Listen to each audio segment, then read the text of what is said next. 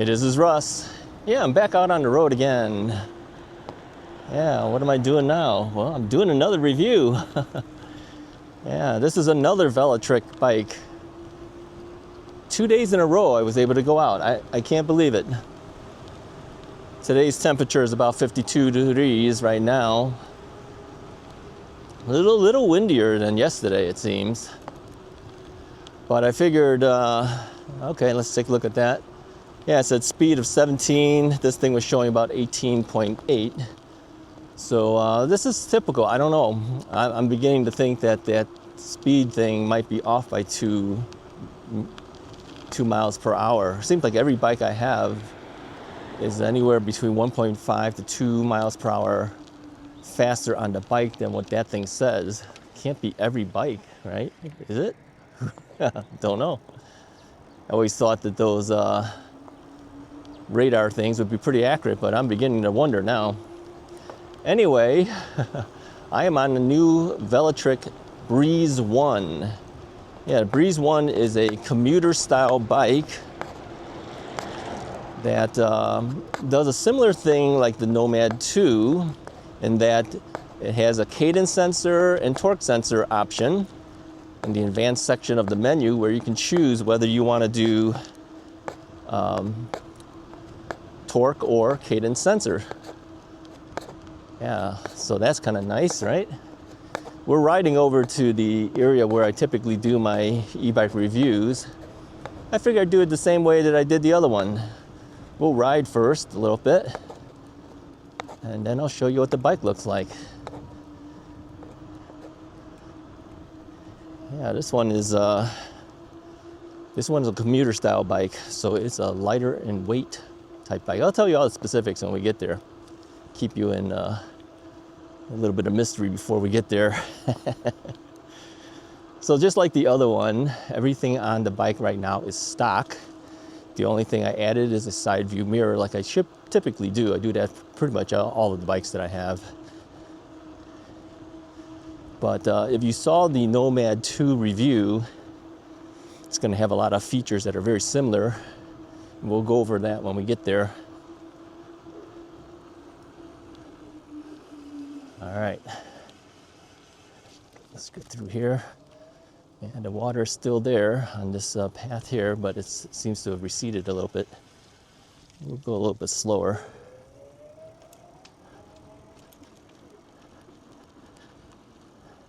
More has melted, of course, based on the temperature out here. So this bike, like the Nomad 2, has a left-handed throttle, thumb throttle.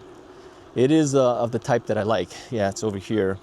So it kind of goes horizontally. So you kind of push that in there, it goes horizontally. Compared to others, you know, you push down on it. I kind of like this one. I like it this way better.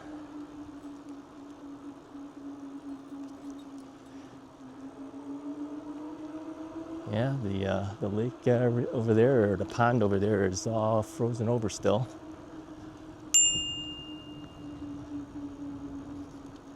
Thank you.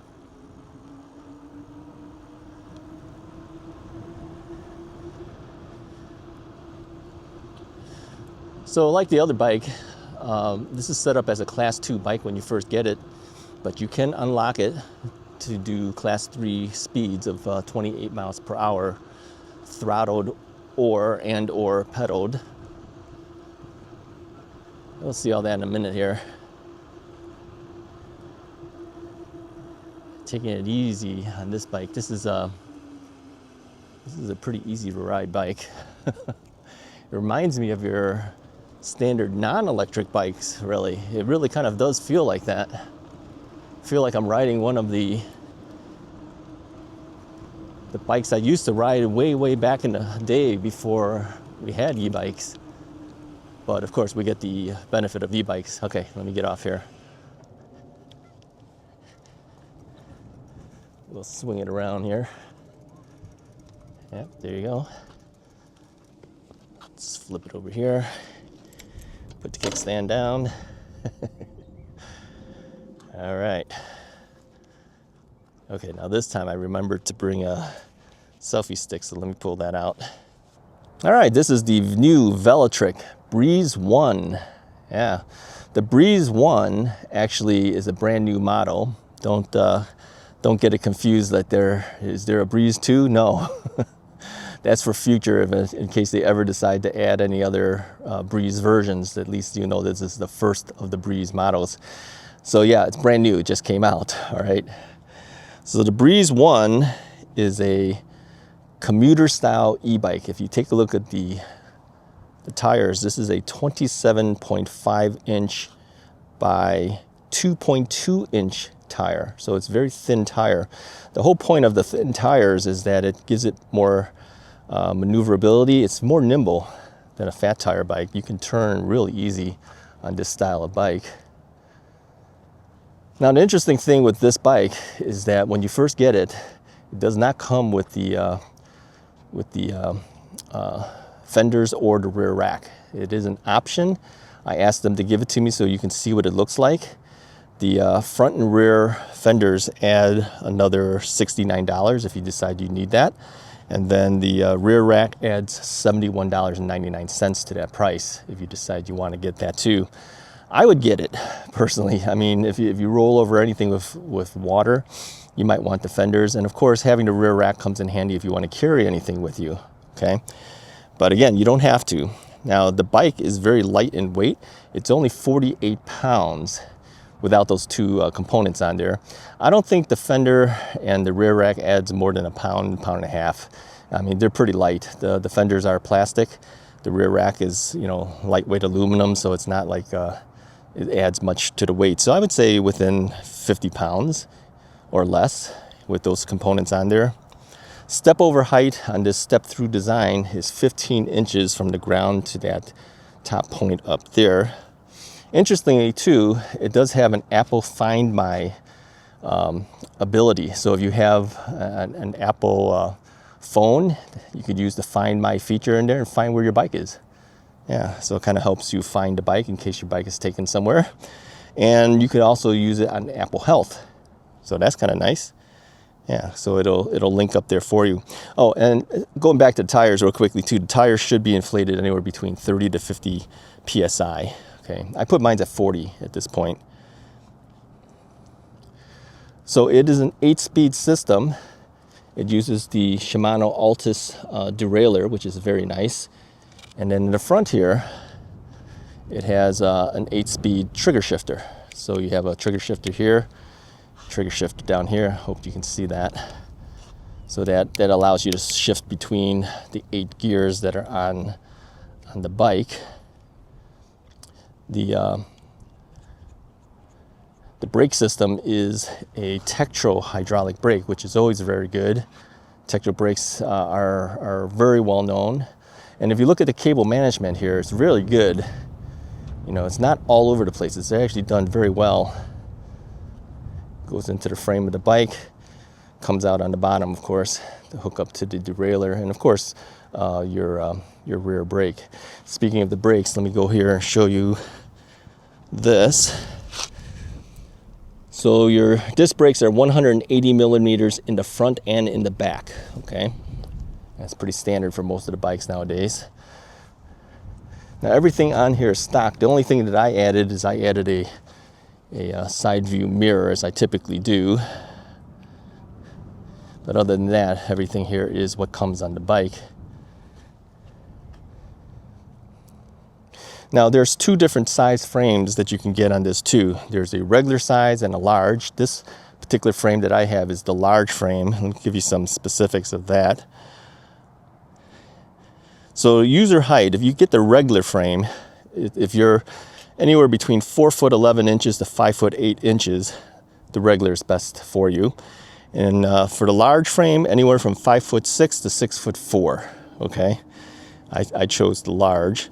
Now I had my wife check this out too. She actually is 5'4" inches, but she fits this frame just fine. It doesn't seem to be any problems for her.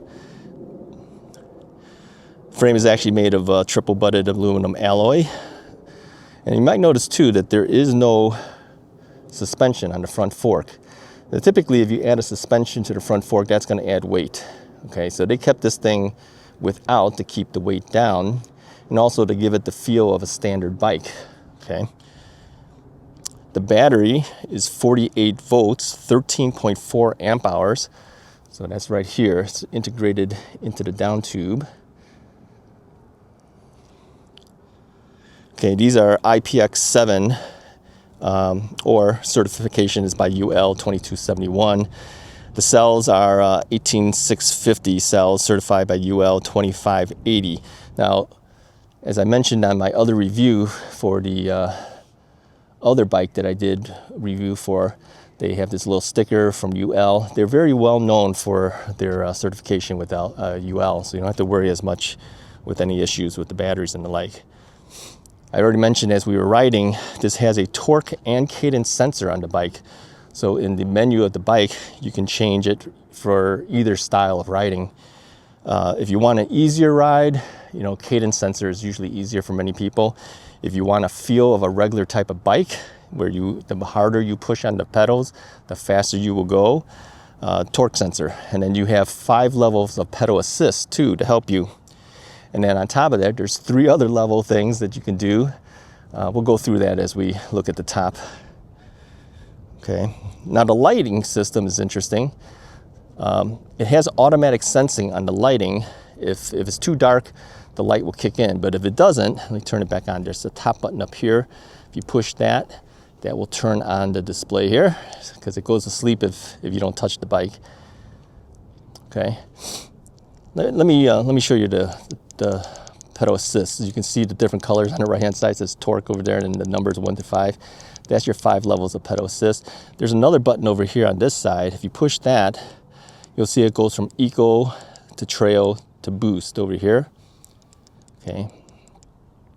And then if you push and hold the plus button here, you'll see that the headlight switch will turn on. And if you look here, you'll see that the headlight is actually on. Okay. Now the rear tail lights, there's actually 2 of them here. There's one here. Hopefully you can see that. It's not blinking in reality. It's the camera makes it look like that. There's one on the frame over here, and there's one on the frame on this side as well. Okay. Now there are turn signals too. If you push and hold one of these buttons on the top, if I push this left one, this left button here will be blinking.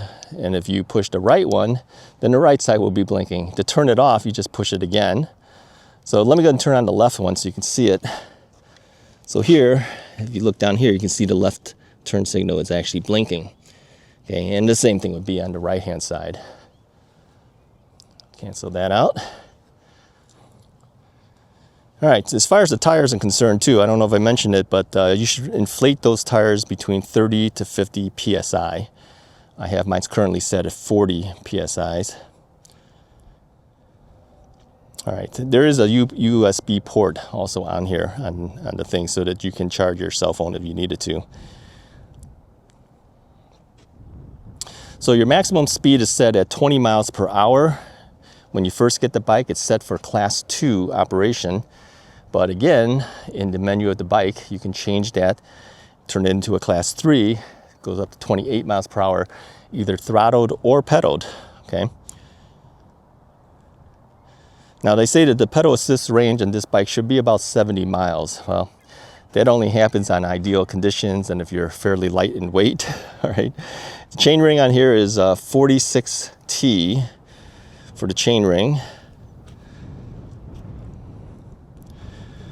I think I covered most everything that I needed to cover here. There's a bunch of other odds and ends things that I can say, but really I think what most people want to know is the things I've already covered. 48 pounds for the bike. Rear rack will hold up to 66 pounds. Maximum bike capacity load would be 330 pounds. That would be for the rider plus whatever you might have on that rear rack. The whole point of this thing is it's very quiet of a bike. It's 750 watt motor. It peaks out at 1150 watts on their motor. And as far as the Newton meters on here for torque, I believe it's a 60 Newton meter per torque on there. All right, let's give it a ride. Let's see how it does. We'll talk a little bit more about it too. All right, we're not going to do the hill test again today. I didn't do it on the first review bike I did for Velotric with the new model. That was the Nomad 2. Yeah, things are melted, but I know for a fact in that area it won't be melted.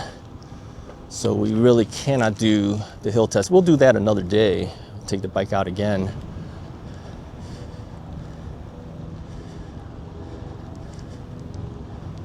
Now, there's controls over here on the left-hand side. It says Eco, Trail, and Boost. When you flip between them, you can feel there's more help on there. I currently have it set up for torque sensor. I wanted to see how that feels like. And again, has no problems. It has a good pickup when you're pedaling. Let me check the gears here. Yeah, so if you use your thumb, that lowers the gears. If you use your index finger, that raises the gears. So I'll go up to 8. Go back down to 7 here. Yeah, it shifts very well. No problem for that. Here's the thing with this type of bike, you know, as you're riding, most people don't even know this is an e-bike. They'll never know it. I mean, if you look at it, you can't really tell. Yeah, you really cannot tell unless you look close. Let's go up this way. We can take a left here. I think it's should be able to do this area without any snow. I don't think. I think a lot of it would have melted off. This has a lot of sun in this area. Yeah. Okay. All right, let's push it a little bit. Let's see where it goes. So I'm pedaling. I'm not pedaling really hard. Just basic pedaling. If I pedal harder, let's see where we go with this. I'm getting more speed. 20.5, 20.7, 20.9. Let me move this to, yeah, we're on boost already. Let me put my pedal assist level to 5. Let's see what that does. This should give me more assist coming up to a turn here, so I really don't want to go too fast on the turns. So let me slow down a little bit.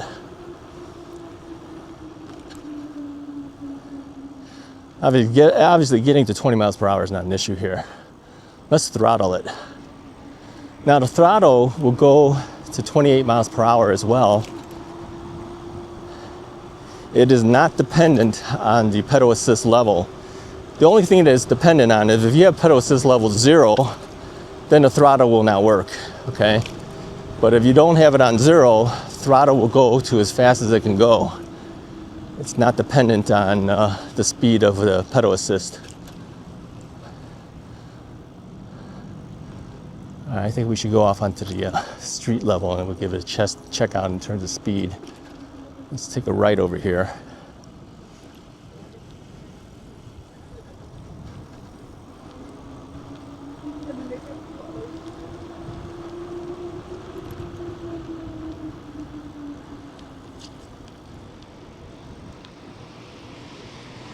Take a right-hand turn over here.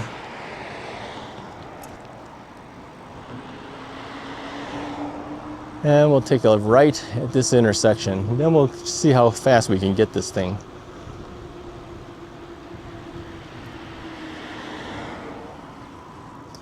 All right. Hopefully we can get some speed before we run into too much traffic up there. So I'm gonna throttle it at this point. 21, 22, 23, 24, 25, 26, 27. Yep. Oh, I think I actually pushed I pushed the power button off by itself. Yeah, that was a mistake. I shouldn't have pushed that. I think I have the control panel a little too close to the controller here. I accidentally turned the bike off with my index finger. Yeah, it'll go to 28. Don't worry about it. It'll do it. Is it as peppy as the Nomad 2? No, it is not. The torque on this motor is not quite as powerful as that motor. But again, this is a lightweight bike. It's a lighter weight style bike. Am I missing the front suspension? Not really. Yeah, surprisingly. I haven't hit anything that's major bumps, but it's typical street bumps here. I don't really feel like I'm missing too much of it. The whole thing is too that I know that I've read before that if you have a front suspension, that kind of eats up into the power of the bike as well, because it's absorbing energy. So not having the front fork suspension should actually help the bike. And I don't want to get too close to the doors of these cars. If they open the door, you don't want to be slammed into the door.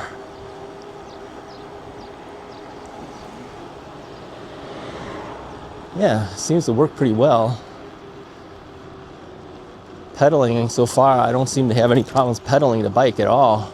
It's very smooth and easy to ride again.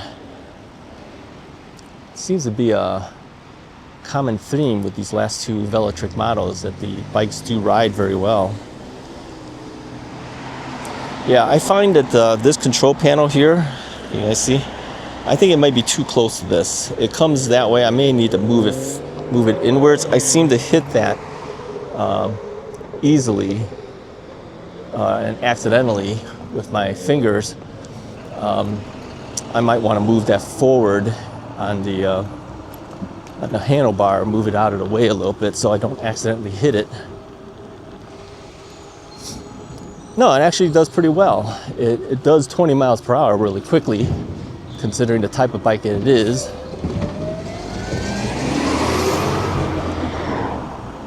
I've been throttling it for a while now, trying to get past the recycling truck.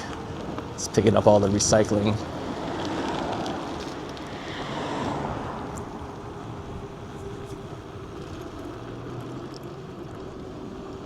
All right, let's take a right turn here. Put our hand out for that.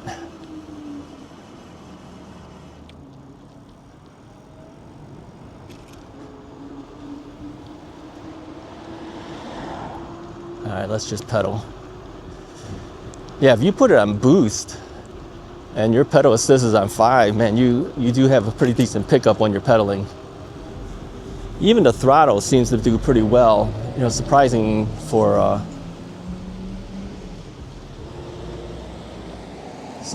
bike that's of this type of design. Yeah, okay, here's what I'm gonna say with this Breeze 1. If you're more used to a standard bike, and you see the big other styles of e-bikes as almost like too big for you, this might be the right bike for you. Yeah, I can see someone who says, I'm a casual rider. I don't plan to go lots and lots of distance. I want to ride around town, get out on the trails a little bit, bike trails, and ride a little. Yeah, perfectly fine. You could always add other stuff to it if you want. If you want to add a suspension seat post, you could always do that. There's some really inexpensive suspension seat posts out there. It just kind of goes up and down. I think those are, I don't know, in the $30, $40 ranges usually that you can add. You can add some really good suspension seat posts too. Nothing says you can't do that. But if you want to keep it very basic, this might be the right bike. What I like is that it's kind of like a stealthy e-bike.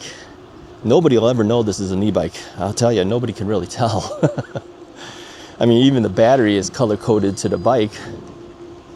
So it looks like part of the frame. I mean, you can't even tell unless you're really looking close to it. How could you even tell that's an e-bike? But getting that extra assist is important, for many people. Yeah, it does well. I think the combination of using your throttle and pedaling, that's kind of nice. Yeah, when you need a little boost, like if you needed to start from a dead stop, using the throttle to get you started really helps. And then you go back to pedaling again. Yeah. Yeah, I like it. It's nice. It's nice. It's like I said, it's a more basic type of bike. You know, not everyone needs those big heavy bikes, right? And if you tire out, just throttle it. Yeah, I'm tiring out now. I don't have the strongest legs, as you know, bad knees and everything. But yeah, I can get around now. This is really easy. Yeah, so who is this bike for? I would say this bike is really for someone who says, I want a bike that reminds me of my old style bike. I don't want a big heavy bike. I want something I can carry. You know, maybe I live on a second floor. I got to carry my bike up and down. This would be the bike. All right, 48 pounds, come on. You can't find other e-bikes in that range too often. So lightweight, even with the addition of the fender and the rear rack, I'll put it at even at 50 pounds. I don't even think it's really 50 pounds, but we'll give it to 50. That's pretty good. Most e-bikes today, you're gonna find 70, 80, 90 pounds even, some more. I have one bike that's over 100 pounds. Yeah, try carrying that up to the second floor. That's not going to be too easy. This one you can. Will you need a e-bike rack? I would still recommend an e-bike rack if you're going to transport this in a car. You know, some people might try to put it on a regular bike rack, but I don't think so. For safety-wise, get an e-bike rack. I think that's really your best bet. All right. Okay, so here's my conclusions. I think this bike would be perfect for those who need a lightweight bike. Someone who says, I want simplicity, I don't want all the frills, I just want something to help me when I want to go. I want to be able to pedal if I need to. I want to be able to throttle if I need to. This would be the ideal bike for that. Anyways, if you're interested in this bike, make sure you use the affiliate link that I have in the description of the video. That helps me out. And yeah, give it a try. It might be the right bike for you. If you like this video, go ahead and hit the like button, hit the subscribe button if you haven't already done so.